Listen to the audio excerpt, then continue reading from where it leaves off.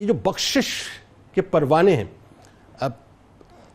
اللہ ہی جانے اور اس کے رسول ہی جانے صلی اللہ علیہ وسلم کس کو ملیں گے، لیکن آپ کیا کہتے ہیں کہ کن کو یہ خوش نصیبی آج کی رات نصیب ہونے والی ہے، اور کون خدا نخواستہ بد نصیب ہوں گے کہ جن کو راندِ درگاہ کر دیا جائے گا؟ جی، احادیث مبارکہ میں یقیناً یہ بات آئی ہے، اور اگر میں تمام احادیث مبارکہ کا احاطہ تو ممکن نہیں ہے، اگر میں ان کی سمری کرتے ہوئے اختصار کے ساتھ وہ عرض کر دوں بتائیے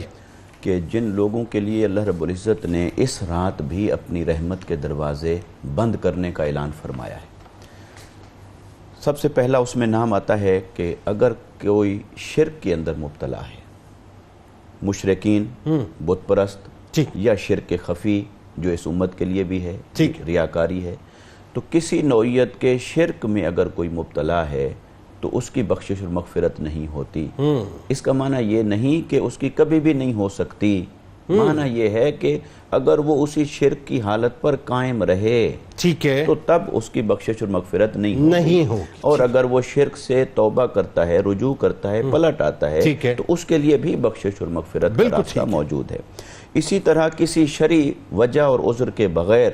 جو کسی دوسروں سے کینہ رکھتا ہے، بغض رکھتا ہے، یعنی کوئی شرعی وجہ نہیں، ایک ہے کسی سے بغض رکھتے ہیں اس وجہ سے کہ وہ اللہ کا نافرمان ہے، وہ گناہگار ہے یا دین کی حدود کا مذاق اڑانے والا ہے، یہ شرعی عذر ہے، اس وجہ سے کسی سے بغض اور عناد رکھتے ہیں تو جائز ہے۔ لیکن دنیاوی معاملات سے، ذاتی وجہ سے کسی سے بغض اور عناد رکھتے ہیں تو اس کی بخشش اور مغفرت نہیں ہوتی، یعنی بلا وجہ کسی کے لیے بغض دل میں پال کے نہیں رکھنا چاہیے، شرعی وجہ کے بغیر نہیں رکھنا چاہیے، کسی دنیاوی شے سے، ایون کسی دنیاوی مفاد سے بھی اگر کوئی بغض رکھتا ہے تو وہ بھی اسی زمرے میں آئے گا۔ آج تو مفادات کی جنگ اتنی ہے صاحب، آپ دیکھیے کہ بچنا صبح شام چاہیے، ایک دوسرے کے لیے اس سے بچنا چاہیے۔ بالکل اسی طرح کہ اگر کوئی شخص بدکاری کے اندر مبتلا ہے، مرد ہے یا عورت ہے، اس کی بخشش نہیں ہوگی جب تک کہ وہ اس سے توبہ نہ کرے۔ اسی طرح قطع رحمی کرنے والا، رشتوں کو توڑنے والا، یعنی رشتہ داروں کے جو حقوق ہیں انہیں ادا کرنے کی بجائے، ان کو جوڑ کے رکھنے کی بجائے ان کو قطع کرنے والا، توڑنے والا،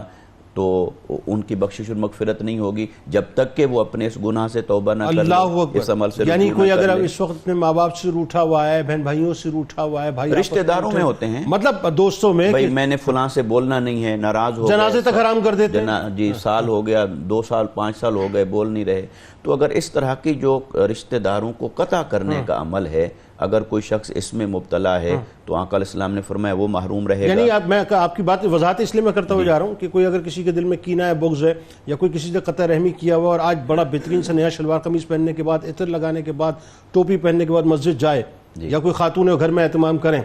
تو وہ فائدہ اس کو، وہ اس کا الگ عمل ہے، مگر حدیث کے مطابق اگر ان تمام برائیوں سے اپنے من کو میلا اور گدلا کر کے اللہ کے حضور جا رہا ہے تو اس کے جانے کا فائدہ نہیں۔ اسی طرح حضور نبی اکرم صلی اللہ علیہ وسلم نے ارشاد فرمایا کہ اگر کوئی شخص ایسا ہے کہ تکبر کی وجہ سے وہ اپنے شلوار کو، کپڑے کو ٹخنے سے نیچے لٹکاتا ہے، جیسے عربوں کے ہاں رواج تھا کہ وہ غلاموں کے پاس پورا لباس نہیں ہوتا تھا، اور جو سردار ہوتے تھے وہ اپنی رعونت کو ظاہر کرنے کے لیے ازار اور کپڑے لٹکا کے چلا کرتے تھے، یعنی متکبر کی بھی آج رات۔ اسی طرح والدین کی نافرمانی کرنے والا، آقا علیہ السلام نے فرمایا کہ جب تک کہ وہ اپنی اس نافرمانی سے پلٹ، والدین کی جو نافرمان ہے وہ ذرا سن لیں، اس کی توبہ قبول نہیں ہوتی۔ اسی طرح شراب یا کسی دوسری شے سے نشہ کرنے والا، اس کے لیے بخشش اور مغفرت نہیں ہے۔ اسی طرح آقا علیہ السلام نے فرمایا جو کسی دوسرے کا قاتل ہو یا اپنا قاتل ہو، یعنی خودکشی کرنے والا، تو اس کی بخشش اور مغفرت نہیں ہوگی، ہاں الا یہ کہ کوئی قاتل ہے تو وہ دنیاوی طور پر اس کا جو شرعی احکام ہے اس سے بھی سزا سے گزرے اور پھر اللہ کے حضور توبہ کرے۔ پھر اسی طرح جبرن ٹیکس وصول کرنے والا،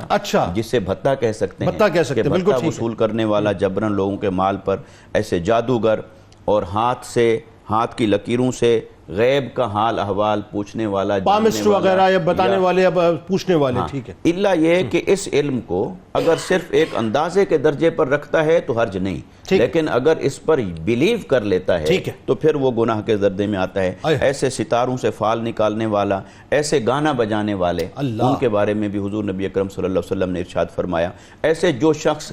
حق کی جماعت سے الگ راستہ کو اختیار کر لے، عقیدے میں عمل میں الگ ہو جائے، عقیدے اور عمل کے اعتبار سے،